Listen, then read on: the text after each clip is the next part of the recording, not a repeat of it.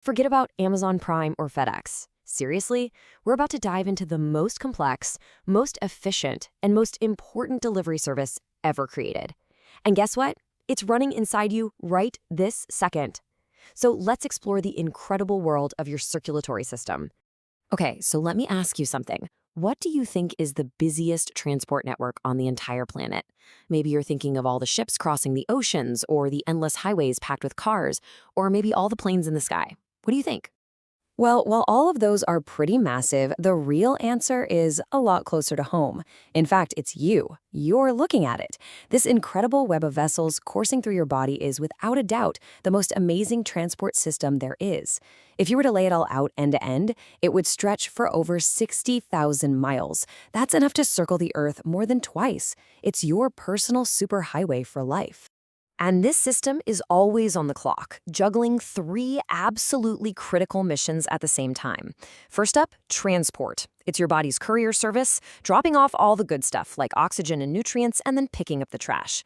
Then there's thermoregulation. It works like a thermostat, helping to keep your body temperature just right.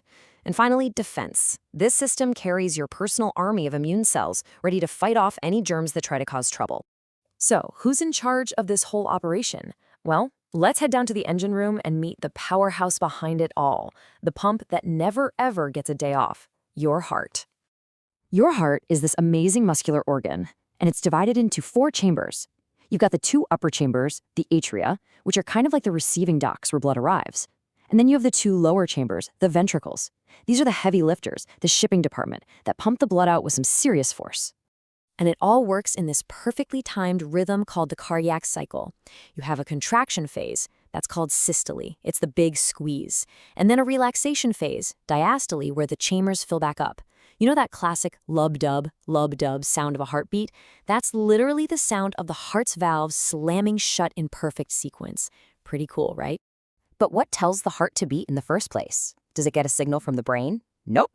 It's got its own built-in spark plug called the sinoatrial node, or SA node for short. This tiny little spot acts as a natural pacemaker, firing off the electrical signals that trigger every single heartbeat automatically. It's incredible. Okay, so the heart's the pump, but a pump is useless without pipes, right? So let's hit the road and explore that massive network of blood vessels, the highways, the main roads, and all the little back streets of your body. So, you've got two main types of roads. First, you have the arteries. A really easy way to remember this is A for away. Arteries carry blood away from the heart. Because they get that first powerful blast of blood from the pump, their walls are super thick and stretchy to handle the high pressure. Then you have the veins. They do the opposite. They bring blood back toward the heart. The pressure is way lower on the return trip, so their walls can be a lot thinner. And you can really see the difference right here. Check out how thick and muscular the wall of the artery on the left is. It has to be that tough to withstand that constant pounding from the heart. Now look at the vein on the right. See how much thinner its wall is? It just doesn't need all that muscle because the pressure is so much lower. It's a perfect case of design fitting the job. But where does the real work get done? Where do the deliveries actually happen? That all goes down in the tiny little side streets called capillaries. I mean, these things are so small that red blood cells have to line up single file just to squeeze through, and their walls are only one cell thick, which is perfect for the exchange, dropping off oxygen and nutrients to your cells and picking up waste products to be hauled away. This is where the magic happens. Okay, pump, check. Roads, check. But what about the traffic itself? What about the vehicles and all the precious cargo they're carrying? Let's take a closer look at the amazing crew floating around in your blood.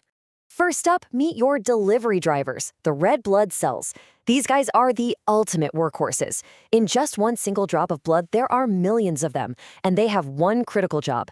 Grab oxygen from the lungs and hustle it out to every single cell in your entire body. They keep the whole system fueled and running. Next on the crew list, we've got the security guards, your white blood cells. Think of these as the special forces of your immune system. The moment an unwanted intruder, like a virus or some bacteria, shows up, these cells are deployed to hunt it down and neutralize the threat. They're your body's personal, highly trained defense force. So what happens if there's damage to one of the highways? Like you get a cut. That's a job for the repair crew, the platelets. These aren't even whole cells. They're little fragments that hear the alarm, rush to the scene of the injury, and start sticking together to form a plug. That's the first step in making a clot, which stops the bleeding and gets the repair process started. So where is all this stuff? Well, all of these amazing cells, the drivers, the guards, the repair crew, they're all just floating around, suspended in a yellowish liquid called plasma. You can think of plasma as the river itself, allowing this whole fleet to travel wherever it needs to go. All right, let's zoom out and put all the pieces of the puzzle together. Let's follow a drop of blood on its never-ending journey. And it's not just one big circle. It's actually two really clever loops that work together as one seamless, continuous system. And here it is, the full roadmap. Now, it might look a little complicated, but the system is actually super logical. Just remember the color code. The red vessels are carrying blood that's loaded up with oxygen, fresh from the lungs. The blue vessels are carrying the oxygen-poor blood that's on its way back to get refueled. The first loop is what we call the pulmonary circuit. Think of this as the pit stop. This is where that blue oxygen-poor blood gets pumped from the heart directly to the lungs. In the lungs, it drops off all the carbon dioxide it collected and picks up a fresh tank of oxygen, turning that bright red color again. Once that blood is all gassed up, it heads back to the heart, where it gets blasted out with incredible force onto the systemic circuit. This is the main delivery route. This is the journey where that oxygen-rich blood travels to literally every other part of your body, your brain, your fingertips, your toes, to make its deliveries before coming back to the heart to start all over again. And this whole incredible journey, the pit stop and the main delivery route, it happens over and over and over again, constantly, every single second of your life, without you ever having to even think about it. So just take a moment and think about that. Isn't your body just absolutely amazing?